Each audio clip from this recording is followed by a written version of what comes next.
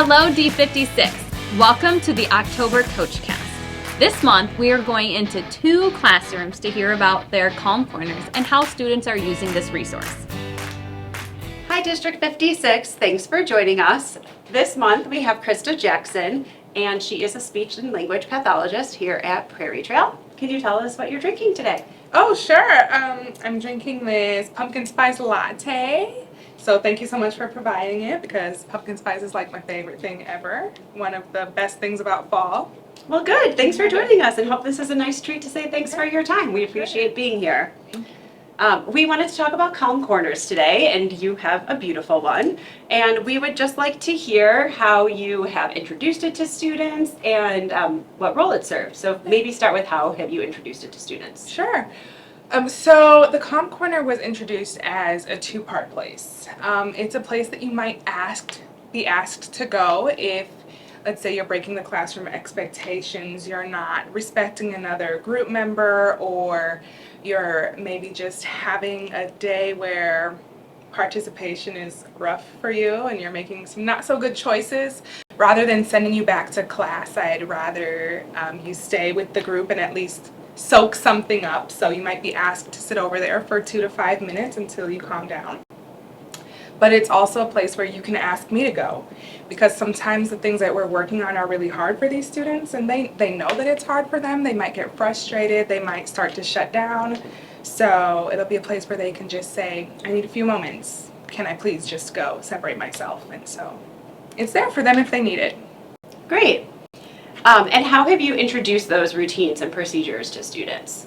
It's just a simple matter of, okay, you know what, I think you need some time to calm down, or you need to refocus, so why don't you go have a seat, and I'll set this timer, and when it goes off, we can see if you're ready to rejoin the group. Or it's, hey, I see you're getting really frustrated, do you maybe need a few moments to yourself? So. How do you think having a Calm Corner can impact your relationship with students? So I think it shows them, one, that you want them here even when they're not making good choices. It's not like, you know what, we'll try again another day, go back to your classroom, but it's like a, hey, what do you need from me? I see that you need something. Why don't you go sit over there? And there's little options on the, I'll call it a menu, for different things that might help them calm down, like taking a deep breath, or hugging themselves with a tight squeeze, or squeezing a ball, or watching a sensory bottle, like just some different things to kind of calm them. So I think just having that option available shows that you care about their interests and what they need. So hopefully it's a positive thing. And I think too, having small groups, like if a student needs to take a minute, you're teaching them those advocacy skills. Exactly. And teaching them, you know, here's a resource for you. I trust you to use it as you need it, and then come back and join when you're ready. Like, because as grown-ups, we do that all the time, right? Right. Yeah, so. And then thinking about you having small groups of students that you pull out and work with, how do you think about if a student were to use your Calm Corner, then transitioning back into the classroom? What would that look like? So I like to use if-then statements with them. If you're ready to be respectful to your group mates, then you can come back and join us. Or if you need a few more minutes to yourself, then sit there and you can try again when the timer goes off. So it kind of gives them a little bit of control, but also lets me really be in control of the whole situation, so that things don't get out of hand, but like you're still giving them what they need and setting an expectation. I think those if-then statements are so powerful for de-escalating a situation, right? Like, you have the say in what those statements are, but they get to make a decision. And so that's a good way to build that shared respect of one another. Today we are joined by Sally Gies, a K-1 teacher at River Trail. Sally, thank you so much for joining us today. As a thanks, we brought you a drink of your choice. Please take a minute to introduce yourself and share your drink review. So, my name is Sally Gies, and I work here at River Trail. I'm the kindergarten and first grade teacher, and my favorite drink that I like to get at Starbucks is a matcha latte with oat milk. Very nice. Thank you. Yeah. All right, so our first question. How do you plan to use the Calm Corner? So, I really like to think of using the Calming Corner really just as a tool that can help students manage their emotions. You know, if you think about it, the same is true for adults. I think when we're feeling nervous or frustrated, angry, probably even like really goofy or silly, it's really hard for us to focus. Like, have you ever had a conversation with someone who is in a really silly mood? It's hard, you know, having that serious conversation with them. And I think the same is true for our students. I think using a separate space in the classroom for a calming corner gives students an opportunity to manage their emotions and self-regulate. I also believe that it helps de-escalate major behaviors and gives teachers an opportunity to have those restorative conversations with their students and build deeper relationships with them. I love everything you just said. That is great. Okay, next question. What are the procedures and expectations you have for the Calm Corner, and how did you teach the Calm Corner to your students? So when the Calming Corner was set up in our classroom, the kids were naturally curious about the space. So I started off our morning meeting by discussing the purpose of the Calming Corner. So I pretty much said the Calming Corner is a place to go to take care of your really big feelings and when it's hard to learn. I also talked about how the Calming Corner is a safe place to calm your body and your brain down, and that we use tools in the Calming Corner to take care of our feelings. I tried to use positive language about the Calming Corner too, so I tried to frame it in a positive way and tried to normalize it as much as possible. So really stating that it's a tool for everybody in the classroom to use. We sat together in a circle and shared the different tools. I again emphasize that the tools are tools and not toys, but they're special tools to help our bodies calm down when our feelings are too big. So then after the tools were shared, we pretty much went over the procedures. So, you know, when you go to the Calming Corner, you check yourself in by writing your name on a sheet, and students move a magnet to reflect how they're feeling at the start of the corner. So there's different zones that we talked about. The red zone being, you know, I'm really feeling frustrated or mad. The blue zone being, you know, I'm feeling kind of sad or tired. The yellow zone being like overly goofy or really excited.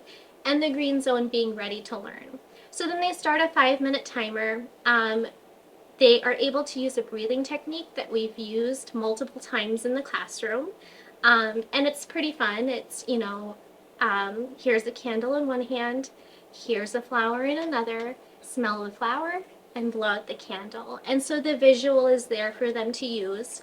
And there's also fidgets and other things that they can also use in the Calming Corner. So then once the timer is up, students are also able to then move the magnet to reflect how they're feeling after the 5 minutes. And kind of depending on the situation, they can rejoin the class or they might debrief with me. That's a great explanation. I love it. And I feel like you kind of answered our other question as well, which was how has the Calm Corner been useful to your students? How do you think the Calm Corner can impact your relationship with students? I think in a lot of different ways. So one example comes to mind actually yesterday. I had a student in the classroom yesterday who had Pokemon cards, and he was playing with them in the classroom during our math time. He knew that he wasn't supposed to have the Pokemon cards, and so when I asked him to put them away, he refused and started to cry. And so then I prompted him to go into the Calming Corner. He checked himself in, and he started the timer and then used the fidgets in the Calm Down Corner. When the timer was up, I checked in with him, and then he was able to tell me that he wasn't supposed to have the Pokemon cards in his hands or in the classroom, and so he then put them away. I think about, you know, if the Calm Down Corner was not in place, how that situation could have panned out. And I could easily see how that situation could have escalated. A really big emotion of sadness or feeling like found out could have escalated.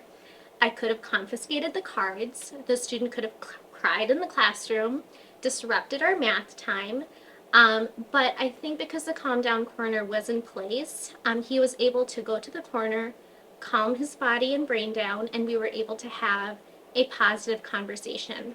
And I think just starting off the conversation in a positive way, I think builds that relationship with the students. I also think, in addition, the Calm Down Corner is also preventative. So I think it saves those trips to the office, you know, having minor behaviors turn into major behaviors. And I think it gives the classroom teacher an opportunity to resolve the situation and I think further build that relationship. I love that you are giving the kids the chance to regulate and problem solve themselves, but you are there to guide them if it is needed. I love that. I think that's a great strategy and tool that they are going to need down the road, and you are starting it off at the first grade level, and that is great. Yeah. So kudos to you for doing that. And I feel like they're also in that spot. I think in early elementary, you know, it's a really long school day. Yeah. And I think sometimes because it's so long, I think kids can feel dysregulated. But if they don't have those tools to be able to say, okay, I need to take a break from this and I need to calm my body down, I think that just by having that in place, it's giving them what they need. I think similar to what we need too. I think even as adults, sometimes we're like, okay, like I need to go take a walk. And we have like the words and the tools to do that. And I think by having the calm down corner for kids, it gives something in their back pocket to do that for themselves. Great, great. And again, I love that you are letting them make that decision because they know their body. So thank you so much for your time today. We greatly appreciate having you. For sure. Thank you. Yep. Thank you for tuning in to our Calm Corner CoachCast. If this video sparked something you'd like to add into your Calm Corner, we coaches are happy to partner with you to make that happen. In November, we plan to focus on the ways teachers are grouping students. Maybe you're using iReady data, other instructional data, or anecdotal data that you've gathered. If you have a resource or a lesson that's been successful, we'd love to hear from you so we can highlight that work that you're doing. For our raffle question, please respond to this email answering the question, how can the Calm Corner positively impact your students or your classroom culture? Thanks for tuning in, and we look forward to hearing from you.